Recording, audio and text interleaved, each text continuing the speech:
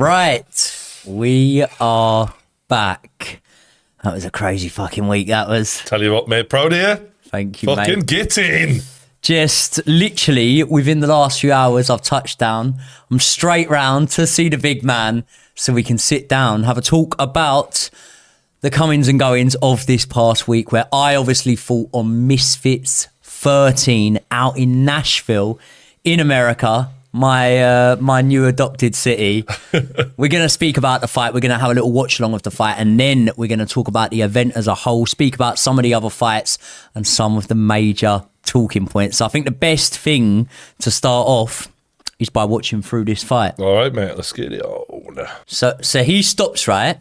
So when he stops here and he stood outside the ring, I don't know whether it's because in an octagon they do it different and they bring him in or whatever, but he's just stood out there, look, and he don't know what's going on here. Now I'm up on the ramp and I'm like, get this fella in the ring, like I want to make my ring walk, and the security thought he was trying to wind him up. I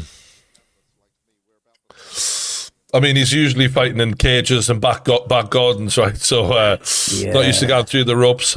I'll tell you one thing, clearly bodies don't win fights, but you can't help but be intimidated. Like when I looked over, when we went to the open workout during the week, he's took his kit off to get in the ring.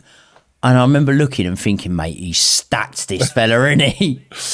Here comes the big dog. I love the cowboy hat, by the way. I love the cowboy hat. I didn't take it off I about know. 48 hours after the fight. Like, it actually fucking suits you, that. Some people just have that, you're looking like Clint Eastwood in his prime right now, bro. And you know what? When you winked at the camera, there's things where, when you know someone, obviously as well as I know you now, I'm picking up on things and I'm like, he's calm, he's confident, body language, he's enjoying the moment. And that's what you want. Like, a happy fighter is a dangerous fighter. Yeah, do you know what's really funny? Before Misfits, when I was boxing previously, I used to get a lot of nerves for my fights.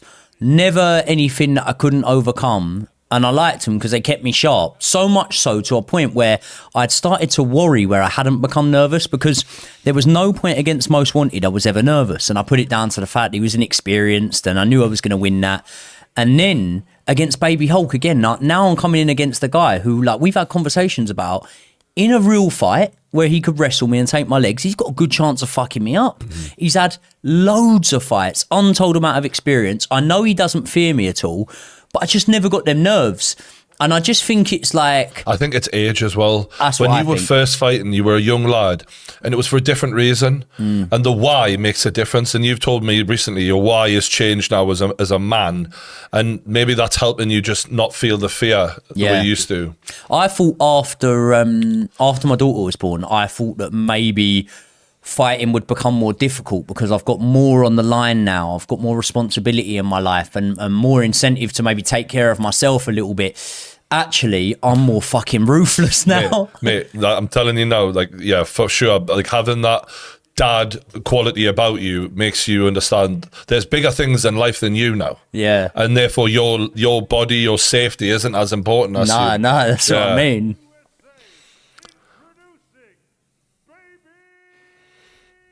You know one thing, Got a thick neck, this boy. Spending time round Baby Hulk, yeah, he oozed confidence. Yeah. Like, and you know that quiet confidence where it's like, I don't need to shout, I don't need to do anything to convince myself I'm confident.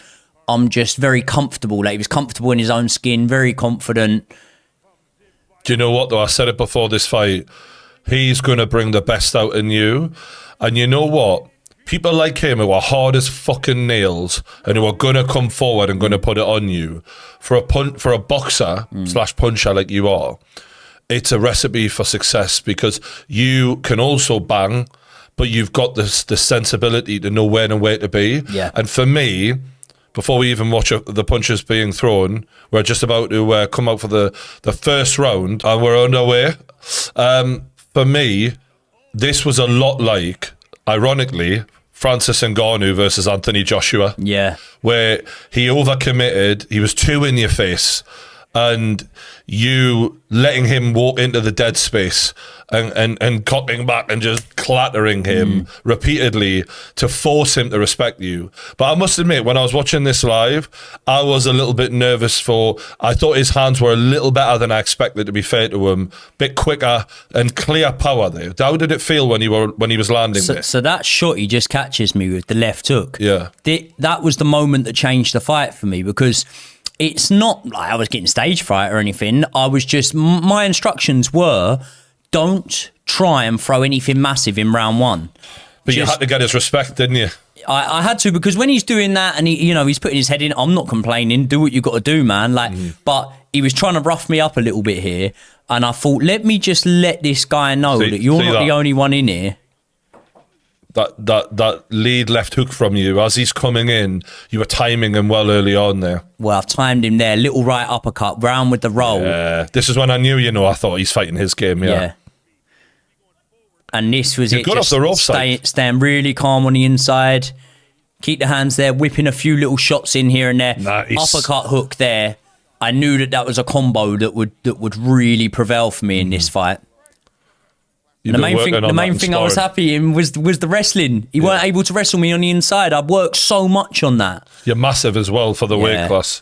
And I've just caught him with a cuffing right hook there. And that was the one. Oh yes, you know it's coming now. Stiff right hand. Do you know what it is? I'm still fainting and taking steps in and out because this guy had power, man. Like I'd felt his shot, and I thought, that's good. You don't want to be getting hit by them. But what I was doing, exactly what you said there, is luring him into the dead space. Letting him come onto me on the ropes, because I knew. Oh, you like that, didn't you, son? Fuck me. This is a quick job you made of this guy. Boom! Fuck me. Do you know what, mate? You should be proud of yourself there. Because this guy came for fucking keeps. You know what I mean? He wasn't playing around. Credit to him, he wanted to carry on, but the referee did him a big favour there, because I tell you now, when you go that limp and then you can't even bring yourself to get up properly the first time you try, you're still not there. And with how hard you were hitting him, it was only going to end up with him completely unconscious. Well, that's it, isn't it? Like, as well, when you look at the context of how it happened, there was no point letting it go on. It wasn't like he was battering me and I landed a lucky shot on him. I'd started going through the gears, and in my head, I remember thinking to myself in my head, I'm just going to get this fella out of here now. You took over the fight really, really quickly. And look, I got to say, credit to him, because he really came and meant business. And as we've seen at influencer level, a lot of people don't. Do you know what I mean? Some people just get in there to fucking be a part of it. He was coming to win, and he brought out the best in you, mate. Yeah, I think so. And I think as things progress, the better the boxer in there is, it's going to benefit my performance. Because even with Baby Hulk, right, all Baby Hulk did, different to Most Wanted, for example, was just came with way, way more of a ruthless mentality. He had venom, didn't he, mate? Way more venom. So then I knew that I was going to be in a position where I was able to, it's funny, I remember a conversation I was having with you. It was like right before I went to America, I was tapped into Fight Zone then, and I came round here and I'm talking about the fight, and I'm just like, when you just lose yourself, and I'm just ranting in your front room going, mate, honestly, I said, he fucking thinks he's going to bully me and whatever, and you went, yeah, mate, I believe you. It's okay. And I was like, yeah, sorry, I've just gone into one then. No, I did take the piss out. I was like, mate, I believe you. It's all right. It's chill. I know you're going to do what you're going to do. But it was because I had heard all the stuff about, I'm gonna stick it on him and all this, and I was thinking, mate, don't just get mistaken for thinking I'm a good boxer because I showed some slick moves against Most Wanted. Like, I can fight, and out of everyone in the tournament, there's no one that comes anywhere near when it comes to biting down on the gum shield and having a fight. But that's the misconception that they've made of you, was because you showed silky skills.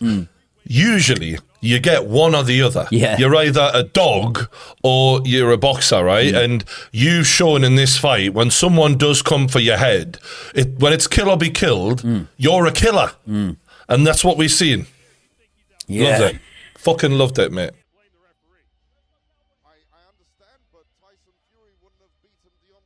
So Joe, that you can see behind me there, we never worked together when I was boxing before.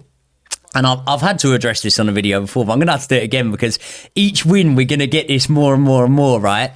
I have never had a professional boxing fight before Misfits. I've never had an amateur boxing fight before Misfits. I had 8 unlicensed fights. I won all 8. I won all 8 on points. Unlicensed level boxing. You Which can is fight white collar. White collar. Yeah. White collar. You can fight good boys. You can fight boys that aren't any good. The best guy I thought was a guy that had 30 amateur fights, right? And I beat him, but I beat him in my 7th fight or something like that. So although I had mixed with a good level, You'd never fought above Misfits level. I'd never fought above This is what Misfits this level. is. Never. White collar is Misfits. This is what Joe Weller and KSI did. White collar. Same thing. And Baby Hulk is the hardest puncher I've been in there with. Fuck me. So, Fair play to him. you know what I mean? Like, it's not like I've just... A lot of people are going, oh, it's the whole sort of Anthony Taylor or Idris Virgo vibe again. It's not. That it's is not. bollocks, that. Yeah. Idris Virgo had a handful of pro fights and he had what, 30-odd amateur fights or something like that. I'm raw compared to these lot, you know what I mean? Goddamn, I love America. Goddamn, I love America. Man, I was so happy the way you handled this interview as well. You know, you look good with your hat on. You were confident. You were fun. You gave us the excitement of a proper fight and a brutal knockout. Here's the post-match interview. What it is though, mate, when the blood's pumping and the adrenaline's going and you to have the wherewithal to give credit to your opponent instead of making it all about you shows the class of a bloke that you are, mate. Do you know what? I'm very, very happy, like, at what point in my life that this has come out. I hear you. Because when I was younger, that exact thing you just said, like, it's not that I wasn't that way, It's just maturity. but I just wouldn't be mature enough to articulate it in the right way. And like, I feel like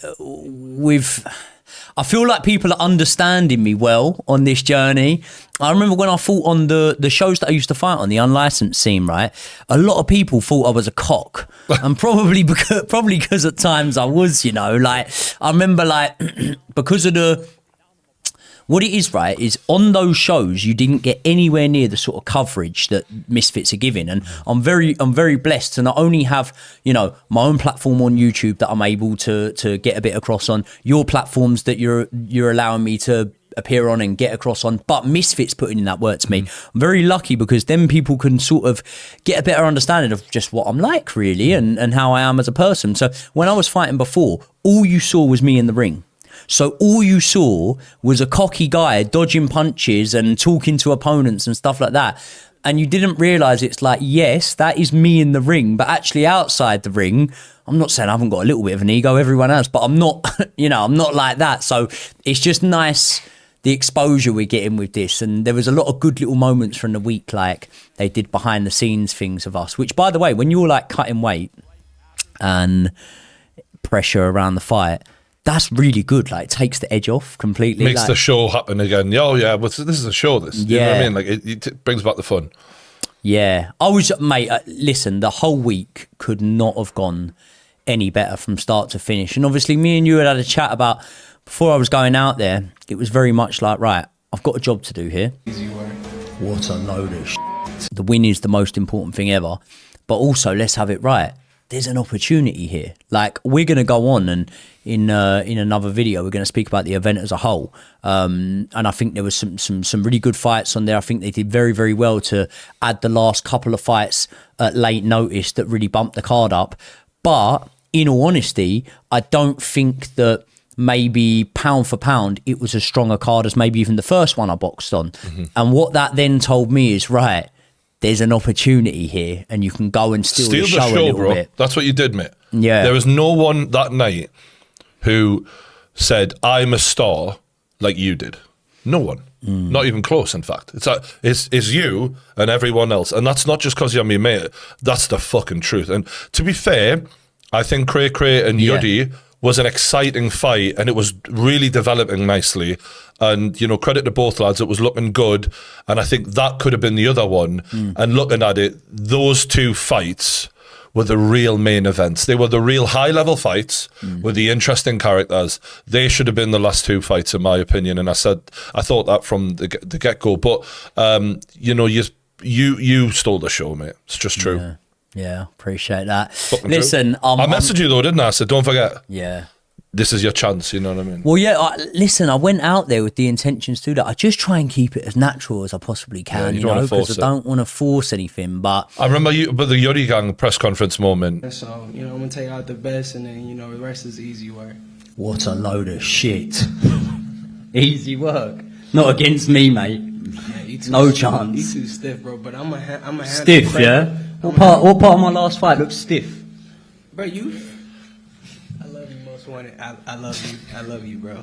But you know, y'all seen the fight, you know. But you know, you. I don't know, mate. You're stumbling and bumbling. It sounds like your arsehole's gone, to be honest. Hey, Craig, how you feeling, bro? You ready for this fight, bro? That's it. Change topic of conversation. Yeah. Get him in. I mean, Yeah, a tag team match. I hope you next. I really hope you next. That was exciting for me because he was throwing his weight around, and you spoke up, and to do that at a press conference when you haven't done it before, it's unnatural. You know, but you got in there and you were like, sounds like your arsehole's gone, mate. And I was loving it, you know what I mean? Because a bit of that old school, like Ricky Hatton style British humour on a show like this, it helps break it up, because I feel like sometimes Misfits can be a little bit Americanized. Yeah. You know, we've got all American commentators most of the time. Let's not kid ourselves. It's a British thing. Influencer boxing was started in Britain by mainly British content creators, and we need that authenticity, and you brought it.